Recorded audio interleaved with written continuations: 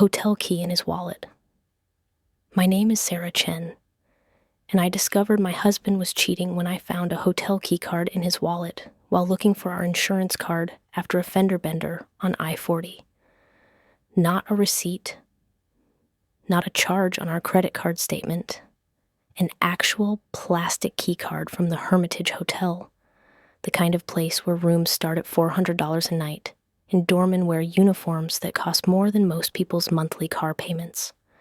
It was a Wednesday afternoon in November, when everything I thought I knew about my marriage shifted on its axis. I'd rear-ended someone at a stoplight. Not badly, just a tap, really. The kind of minor accident that happens when you're thinking about your grocery list instead of the brake lights in front of you. The other driver wanted to exchange insurance information, and I'd realized I didn't have our card in my purse. My husband has it, I'd said. He's at work, but I can call him. Except Marcus wasn't answering his phone. 3 calls straight to voicemail. So I'd driven home to our house in Germantown, the renovated bungalow we'd bought 3 years ago, and slowly fixed up together, room by room, project by project, the way couples do when they're building a life. I'd found his wallet on the dresser. He had a habit of emptying his pockets there every night, a small pile of keys and coins and receipts and whatever else had accumulated during his day.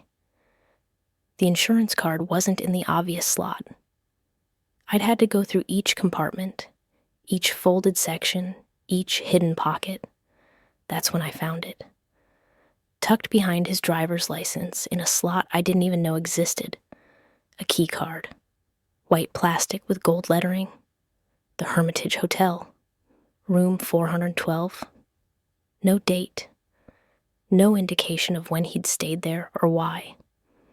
Just the card itself, kept carefully in his wallet like something important, something he needed regular access to. My hands went cold. That particular sensation when your body knows something terrible before your brain has fully processed it. The Hermitage wasn't a business hotel. It wasn't the kind of place you stayed when you were traveling for work and needed something functional near the office.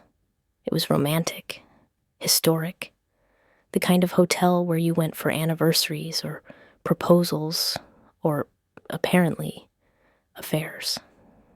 I sat down on our bed, the bed we'd picked out together at a furniture store in Cool Springs, the mattress we'd debated over for an hour because Marcus had wanted something firmer, and I'd wanted something softer, and we'd compromised on medium firm, the way married people compromise on 1,000 small things that add up to a shared life. Marcus worked downtown as a civil engineer for the city, designing infrastructure projects and attending meetings about water systems and road improvements. His office was on James Robertson Parkway. The Hermitage Hotel was 6 blocks away, walking distance, perfect for a lunchtime affair or after-work meetings with someone who wasn't me. I thought about all the times over the last 6 months when Marcus had worked late, the project deadlines that kept him at the office until 8 or 9 p.m., the client dinners he'd mentioned casually, the conference calls that ran long. Had any of them been real? I opened my laptop and checked our bank statements. If Marcus was paying for hotel rooms, there should be charges. But our joint account showed nothing. No Hermitage Hotel. No hotels at all. Which meant he was either using cash or he had a separate account I didn't know about. That thought made my stomach drop. A secret account. Secret hotel visits. A whole separate financial life. I texted my best friend, Wei. Need advice. Found something. Can you talk? She called within 30 seconds. Wei Lin had been my roommate in college at Vanderbilt, back when we were both engineering students pulling all-nighters. She was a project manager now at a construction firm, married with twin boys. What's wrong? She asked. I found a hotel key card in Marcus's wallet. The Hermitage, room 412. Silence. Then, When was this? Just now. I was looking for our insurance card. Did you ask him about it? He's not answering his phone. What do you want to do? I want to go to the hotel. I want to see room 412. Do you want me to come with you? No. I need to do this alone, but I needed to tell someone where I'm going. I'll keep my phone on. Text me every 30 minutes. I drove downtown to the Hermitage Hotel in midday traffic. The hotel sat on 6th Avenue like a grande dame from another era, all Beaux-Arts architecture and old Nashville money. I parked in a nearby garage and walked to the entrance. A doorman opened the door, smiled, said, "Good afternoon." The lobby was exactly what you'd expect. High ceilings, crystal chandeliers, Persian rugs, the kind of understated elegance that whispered money. I approached the front desk where a young woman stood behind a computer. "Good afternoon," she said. "How may I help you?" I held up the key card. "I found this in my husband's wallet, room 412. I need to know if this room is occupied." Her expression shifted, sympathy mixed with professional discretion. "I'm sorry, but I can't give out information about our guests. Privacy policy." "I have the key. I just want to know if it still works." She looked at the card, then typed something into her computer. "That key hasn't been active for several days, but room 412 is currently occupied. The guest checked in 3 days ago. Can you tell me who's in that room?" "I'm sorry. I can't disclose guest information. Even if the guest is my husband and I'm trying to figure out if he's having an affair." Her face softened. "Even then, I really am sorry. Is Marcus Chen registered for room 412? She looked at her screen, a long pause, then quietly, "No, Marcus Chen is not the registered guest for that room. Not the registered guest," which meant someone else had booked it. "Thank you," I said. I found a coffee shop across the street with a window view of the hotel entrance, ordered a latte, and sat where I could watch people come and go. I waited for 2 hours. At 4:30 p.m., I saw him, Marcus, walking toward the hotel in his work clothes, khakis and a button-down. He wasn't alone. He was with a couple I didn't recognize. An older man and woman, maybe in their 60s, dressed simply, walking close together. Marcus held the door for them. They went inside together, all three heading towards the elevators. I left my coffee and crossed the street, pushed through the door just in time to see the elevator closing. The display showed it stopping at the 4th floor. I waited for the next elevator, rode up, stepped out into a hallway. Found room 412 at the end. I stood outside the door for a full minute, trying to decide what I was about to do. Then I knocked, 3 times. Footsteps inside. The door opened. Marcus stood there. His face went from neutral to shocked to fear. "Sarah, what? How did you—" "I found the key card in your wallet. I want to know who's in this room. I want to know why you've been lying to me." He stepped back. "Come in, please. I can explain." I walked into room 412, expecting to find evidence of an affair. Instead, I found a hotel room that looked like someone was living there temporarily. Suitcases in the corner, a table with papers, documents, forms, folders. The older couple sitting on the sofa, looking at me with confusion and fear. "Sarah," Marcus said, closing the door. "These are Huang and Mei Zhang. They're my parents." I stared at him. "Your parents are dead. You told me your parents died in China before you moved to the States." "I lied," he said quietly. "They're not dead. They're here, illegally, and they're about to be deported." The room tilted. I sat down hard in the desk chair. "Start from the beginning," I said. Tell me everything. Marcus sat on the edge of the bed, his parents on the sofa, watching us with expressions I couldn't read. He took a deep breath and began. My parents came to the U.S. on tourist visas 15 years ago. They were supposed to stay for 3 months and go back to China. But my father's brother, my uncle, was dying. Lung cancer. He lived in Los Angeles and had no family there. My parents stayed to take care of him. After he died, they overstayed their visas. By then I was in college here. They didn't want to leave me. They got jobs under the table. My father in a restaurant kitchen, my mother doing alterations for a dry cleaner. They lived quietly, paid cash for everything, stayed invisible. Why didn't you tell me this when we met? Because I was ashamed.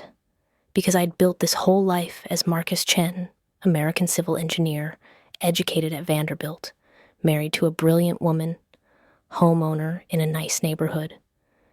And underneath all of that was the truth that my parents were undocumented. That I'd been lying to everyone for years about them being dead because it was easier than explaining. When did they come to Nashville? 6 months ago. There was an ICE raid in LA, their neighborhood. They weren't caught, but several of their friends were. They panicked, called me. I drove out there, packed them up in the middle of the night, and brought them back here. I couldn't let them stay with us because I didn't know how to explain their sudden resurrection. So I rented this hotel room, paid cash, used a fake name to register it. I've been paying $400 a night for 6 months. I did the math quickly. $400 times 180 days is $72,000. Yes, I emptied our savings, took out a personal loan. I'm behind on the mortgage.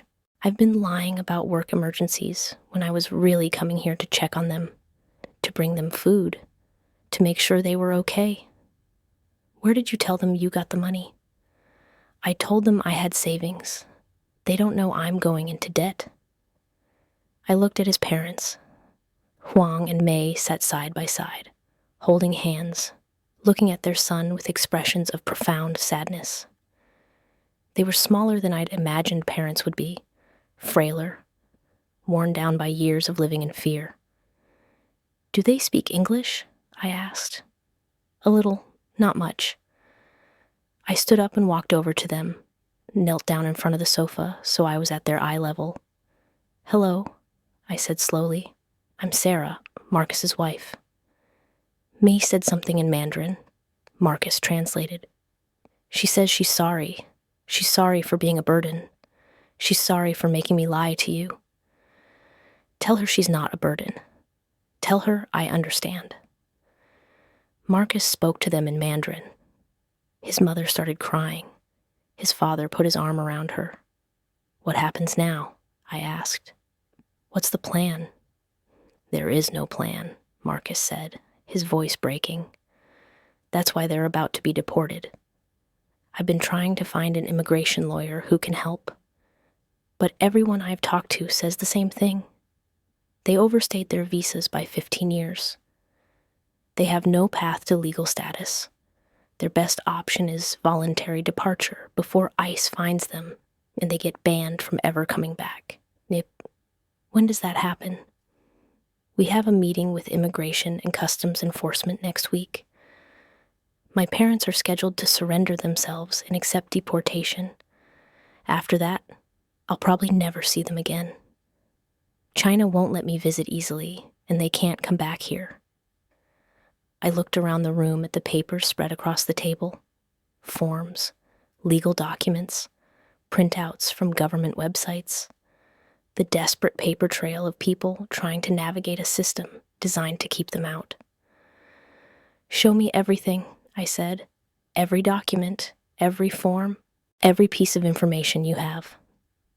For the next 3 hours, Marcus walked me through the situation. His parents' original tourist visas from 2010, the letter from his uncle's doctor about the terminal diagnosis, records showing they'd overstayed, pay stubs from their under-the-table jobs, letters from community members attesting to their character. Everything neatly organized in folders like evidence at a trial that hadn't happened yet. "Have you talked to the ACLU?" I asked. "Yes," they said, "without a pathway to citizenship. No immediate family members who are citizens. No employer sponsorship. No asylum claim. There's nothing they can do."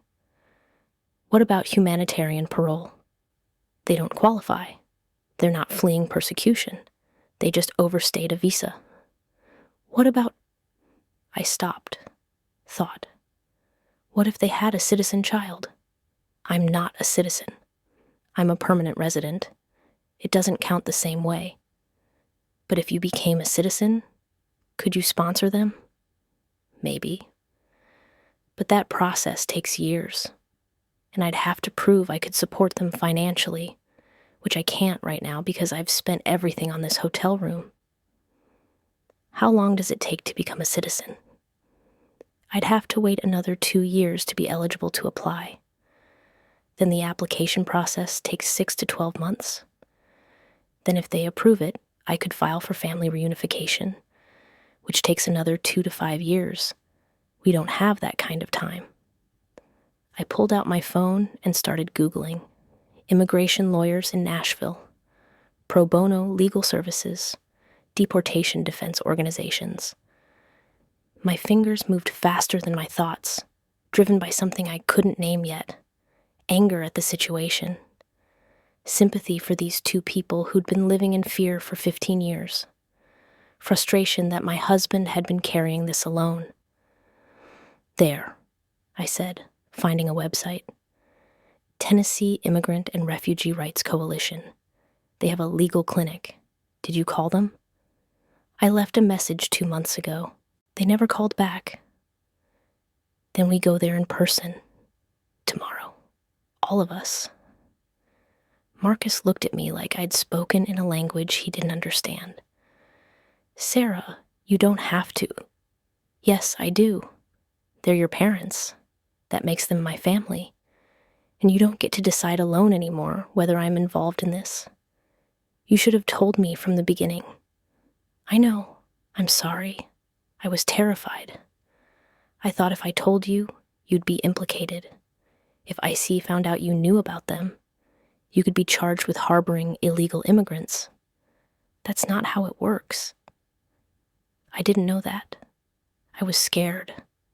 I'm still scared. I looked at Huang and Mei, still sitting on the sofa, holding hands, watching their son try to explain the mess they were all in. They looked exhausted, not just physically tired, but worn down by years of hiding, of fear, of living half-lives in the shadows. "When's the last time they left this room?" I asked. 2 days ago. I took them to the park at night when it was dark and no one would see them. They've been locked in this hotel room for 6 months. It's not locked. They can leave, but they're terrified. Every time there's a knock on the door or a police siren, they think it's ICE coming for them. I made a decision. Pack their things. They're coming to our house. Sarah, pack their things. They're not staying in this hotel room anymore. If ICE wants to find them, they can find them at our house with us. But they're not living in fear in a $400 a night prison when we have a home with a spare bedroom. If anyone finds out, then they find out. I'm done with secrets. Move them tonight." We moved them that night, packed their few belongings, clothes, toiletries, the documents Marcus had collected, into 2 suitcases and drove them to our house in Germantown. I made up the guest bedroom while Marcus helped his parents settle in, made tea, found extra blankets, turned on the heating pad because May said her back hurt. His mother cried when she saw the bedroom, said something in Mandarin that Marcus translated as, "She says our house is beautiful. She says she doesn't deserve this kindness." "Tell her she does," I said. "Tell her she's welcome here. Tell her this is her home now, for as long as she needs it. That night, Marcus and I lay in bed, not touching, both staring at the ceiling. Why didn't you trust me? I asked. I did trust you. I trust you more than anyone. That's why it hurts so much to keep this from you. That doesn't make sense. I know, but I thought if I kept you separate from this, if I handled it alone, then when it all fell apart, when they got deported and my life imploded, at least you wouldn't go down with me. At least you'd be safe. That's not how marriage works. I know that now. Do you? Because it seems like you've been making all the big decisions alone. The hotel room, the money, the legal situation. You didn't give me a chance to help. I'm sorry. Stop apologizing and start including me. We figure this out together, or not at all. Okay, together. The next morning, we drove to the Tennessee Immigrant and Refugee Rights Coalition office in a small building near Nolensville Pike. The waiting room was full of families, parents with children, elderly couples, teenagers translating for adults who didn't speak English. Everyone looked tired and worried and worn down by the weight of existing in a system that didn't want them. We waited for 2 hours before a legal coordinator named Maria called us into a small office. She was maybe 40, wearing jeans and a TRC t-shirt, with the kind of focused intensity that suggested she'd had this conversation 1,000 times and knew exactly how little she could promise. Marcus explained the situation. His parents overstayed visas, the 15 years of living undocumented, the upcoming ICE meeting, the lack of pathway to legal status.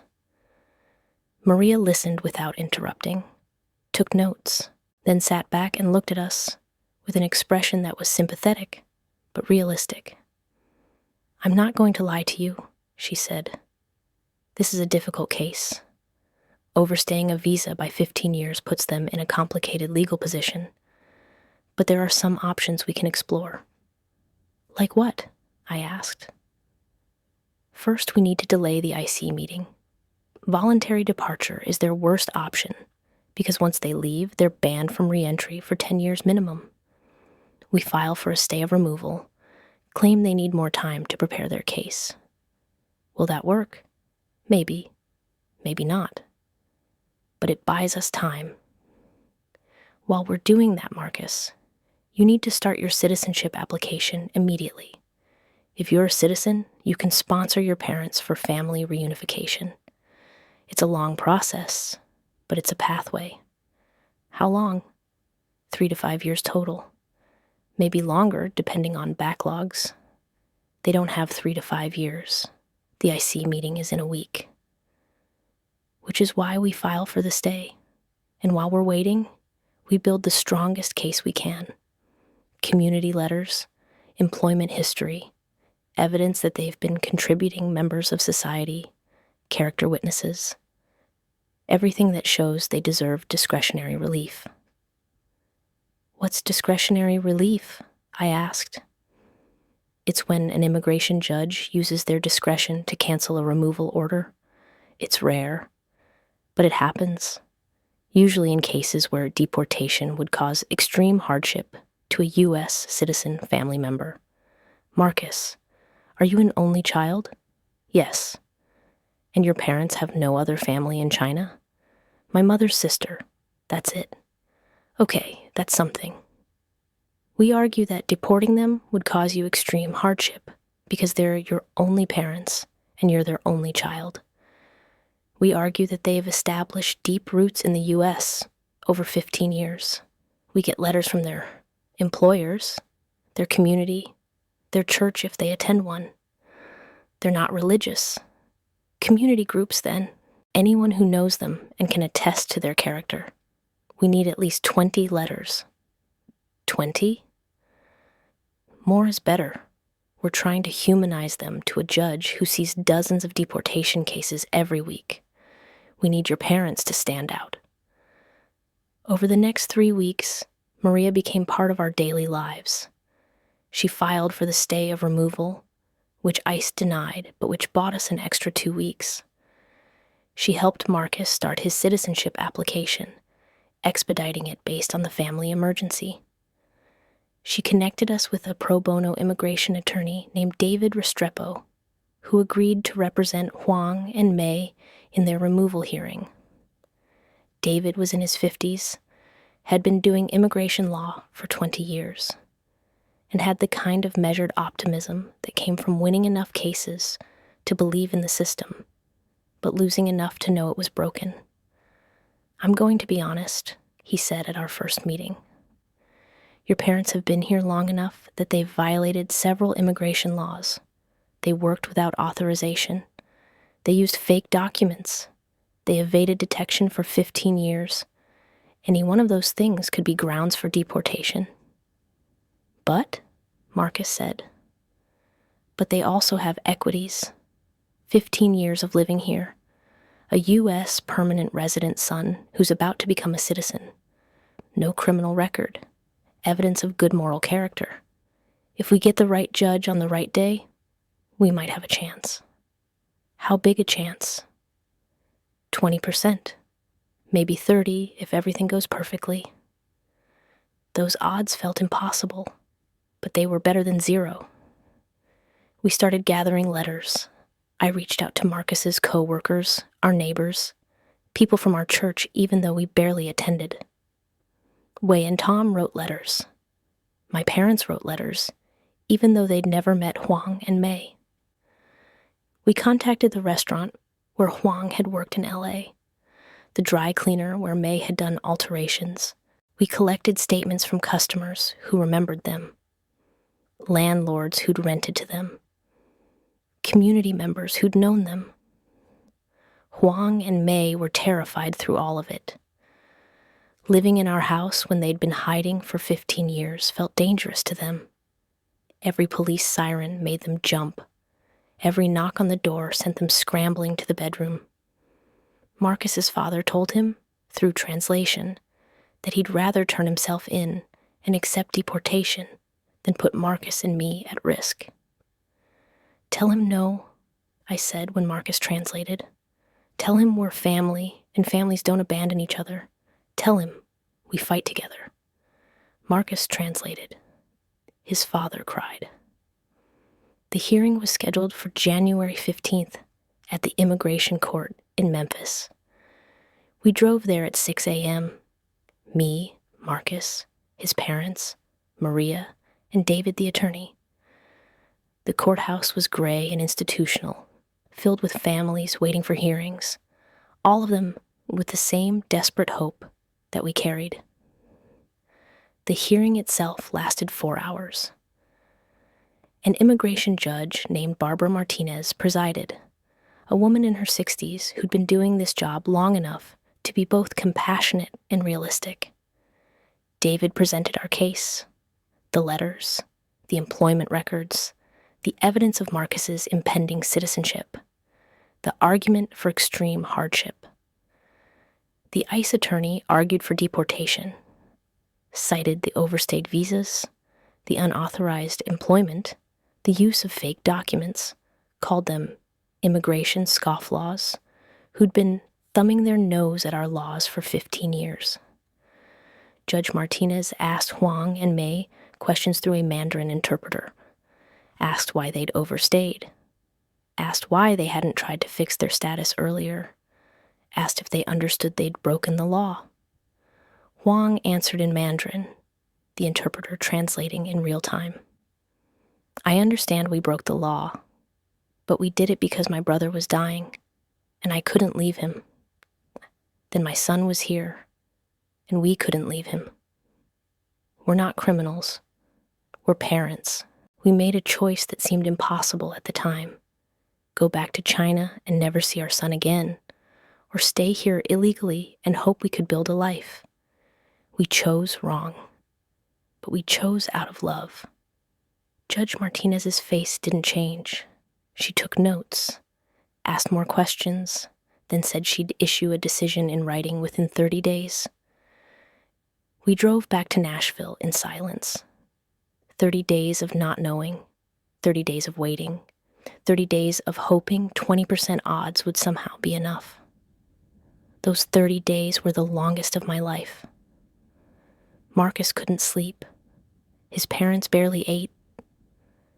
I tried to keep everyone's spirits up by cooking meals and planning optimistically for their legal residency. But the fear in the house was palpable. On February 12th, David called. Judge Martinez issued her decision. Can you come to my office?